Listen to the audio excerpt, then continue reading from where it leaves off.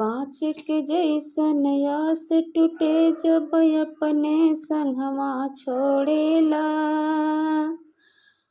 जिंदगी जैसे जहर हो जाला जब अपने मुहवा मोड़ेला। कांच के जैसन आस टूटे जब अपने संगवा छोड़ेला। जिंदगी जैसे जहर हो जाला जब अपने मुहवा मोड़ेला। हित परित हिताई मिताई सब माया के मेला बा।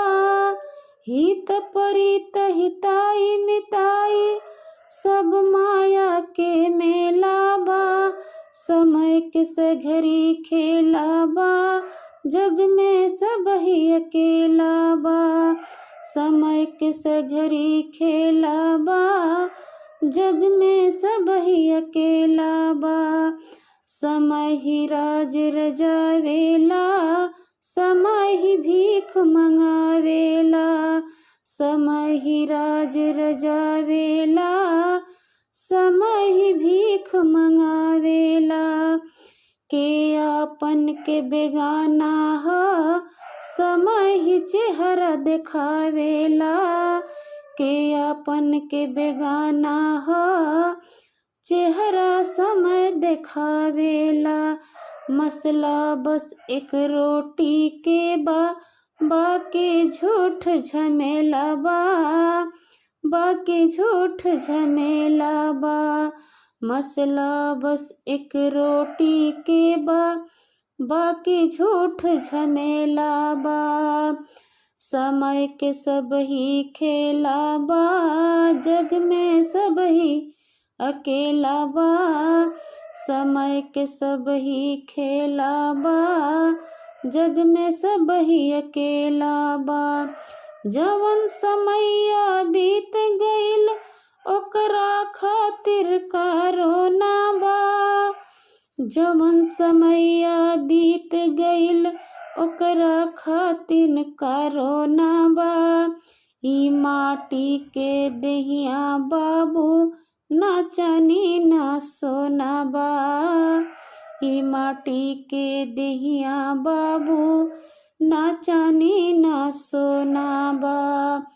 ऐसे कबहू बचना पैबा जेकर आइल बेला बा। जेकर आइल बेला बा। समय के सगरी खेला बा जग में सबही अकेला बा।